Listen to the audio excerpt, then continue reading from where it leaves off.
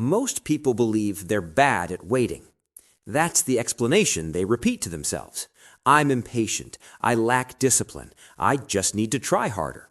It sounds reasonable. It also hides what's actually happening. Because when you look closely, you're not impatient with everything. You can wait in traffic. You can wait for messages. You can wait for weekends, holidays, and paychecks. You can even wait for things you're excited about, as long as they feel concrete. What you struggle to wait for are rewards that don't change how you feel right now. That distinction matters. There's an unspoken assumption that if something is important enough in the future, it should automatically matter in the present. But the mind doesn't work that way. Importance is not what drives behavior. Emotional presence is. The future has no emotional presence. It doesn't create pressure. It doesn't reduce anxiety. It doesn't offer relief. It doesn't calm your nervous system. So when you're asked to delay gratification for something abstract and distant, it's not experienced as wisdom. It's experienced as discomfort with no immediate payoff. And discomfort, when it has no meaning in the moment, is rarely tolerated. So choosing now over later doesn't feel impulsive. It feels reasonable from the inside. The present offers sensation. The future offers promises. And your nervous system has learned which one feels real. This is why this problem has become more visible in modern life. You're surrounded by immediate stimulation, instant feedback, and constant access to relief. Your brain is repeatedly trained to expect fast emotional returns. Against that backdrop, long-term rewards don't just feel distant, they feel irrelevant. This situation shows up quietly in everyday life. You tell yourself you'll start saving seriously next month. You plan to invest for the future once things feel more stable. You promise that once you earn a little more, you'll finally think long-term. But today, something small pulls you away. A purchase that feels harmless, a shortcut that feels justified, a decision that gives comfort now, even if it costs you later. You're not reckless, you're not irresponsible. You probably care deeply about your future. You imagine a calmer life, more freedom, less financial pressure. Yet when the moment arrives where patience is required, something inside you tightens. Waiting feels heavy. Delaying pleasure feels like deprivation. The future feels distant and quiet, while the present feels loud and demanding. So you do what most humans do. You choose now over later, again and again. This isn't just about money. It shows up in health, relationships, and work. But money exposes it clearly, because money constantly asks you to choose between immediate relief and delayed security. And each time you struggle to wait, you quietly assume something is wrong with you, that you lack discipline, that you're wired incorrectly. The deeper problem isn't that you don't understand long-term rewards, you do. The problem is that your mind does not experience the future the way you think it does. We tend to believe that if a future reward is larger, more logical, or more important, we'll naturally choose it. But the human mind doesn't operate on logic first. It operates on emotional proximity. Distance changes value. A reward promised years from now doesn't feel real inside your nervous system. It doesn't activate urgency or safety. It doesn't lower stress today. Meanwhile, a small reward available now feels vivid and grounding. Your mind isn't comparing outcomes, it's comparing sensations. This is where most financial advice fails. It assumes that understanding numbers overrides human wiring. It treats impatience as a flaw instead of a pattern. And when advice doesn't work, people internalize shame rather than insight. This also feeds a common misconception that some people are simply better at waiting, more disciplined, more mature, more evolved. In reality, what looks like discipline from the outside is often the result of environments, habits, and emotional systems that make long-term rewards feel more immediate and less threatening. Your mind isn't built to wait calmly for abstract future benefits. It's built to reduce discomfort in the present. That design made sense when survival depended on immediate action. What you could see and feel mattered more than what might arrive later.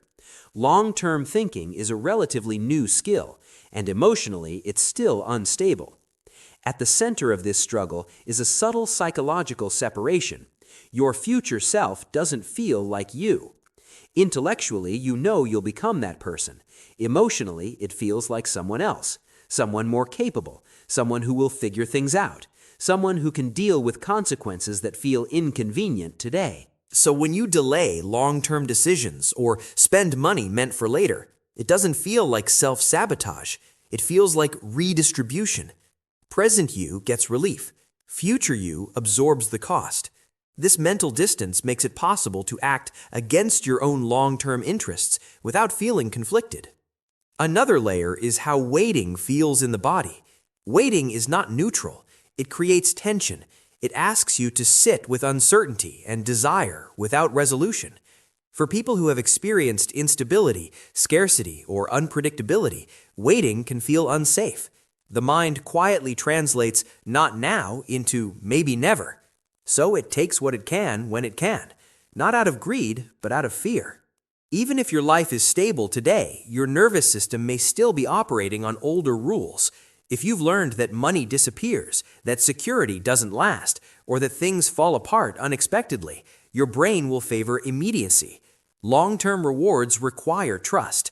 Trust in time, trust in systems, trust in yourself, and trust is often fragile. There's also the emotional imbalance between short-term rewards and long-term rewards. Long-term gains are emotionally flat in the present. They don't change your mood today. They don't reduce anxiety right now. In contrast, immediate rewards come with emotional shifts, relief, excitement, control, a brief sense of being okay. You're rarely choosing the thing itself. You're choosing how it makes you feel in this moment. This is why telling yourself to think long-term doesn't work. You're asking an emotionally present-focused system to care about something it cannot feel. It's like asking your body to react to a threat that hasn't arrived yet. You can understand it, you just can't experience it. The solution isn't more willpower. Willpower collapses under stress. The real shift comes from changing how your mind experiences time, identity, and reward. And importantly, this can be changed. Not overnight, not perfectly, but gradually and reliably. One unconventional approach is to stop treating long-term rewards as distant outcomes and start treating them as present relationships. Instead of seeing the future as an abstract concept, experience it as a continuation of yourself, someone whose life you actively influence today. When future you feels emotionally real, waiting stops feeling like sacrifice. It starts feeling like cooperation. You're not denying yourself, you're supporting yourself across time. Another shift is to stop asking, "Is this good for my future?" and start asking, "What am I trying to escape right now?" Most impulsive decisions are avoidance strategies, avoiding boredom, avoiding anxiety, avoiding the feeling of being behind. When you name the emotion driving the urgency weakens. Observation creates distance, and distance creates choice. You also begin to notice patterns. Impatience spikes when you're tired, overwhelmed, or emotionally depleted. In those states, long-term thinking is biologically harder. Expecting patience when your nervous system is overloaded is unrealistic. Reducing emotional strain does more for patience than discipline ever will. Another powerful shift is redefining reward itself. Long-term rewards fail because they're framed as delayed pleasure. But what if the reward isn't the future outcome, but the present identity? Choosing patience becomes rewarding when it aligns with how you see yourself, not as someone who deprives themselves, but as someone who acts deliberately, someone who doesn't rush to soothe every discomfort with consumption. That sense of self-respect is immediate. It's felt now. This bridges the psychological gap that usually makes waiting unbearable. You can also shrink time. The mind struggles with long horizons. Years feel unreal. Decades feel meaningless. But short delays are manageable. You're not waiting forever. You're waiting until tomorrow, until next week, until the next decision. Long-term stability is built from many short waits, not one heroic act of patience. Finally, understand this. Impatience is not an enemy, it's information. It reveals where you feel unsafe, overstimulated, or disconnected from your future. When you stop judging it and start listening to it, you gain leverage. The reason you struggle to wait for long-term rewards isn't a flaw, it's a mismatch between ancient instincts and modern expectations. Once you see that, patience stops being a moral test and becomes a design problem. And design problems can be solved. When the future feels emotionally real, when rewards are experienced in the present, and when your identity stretches across time, waiting no longer feels like loss. It feels intentional.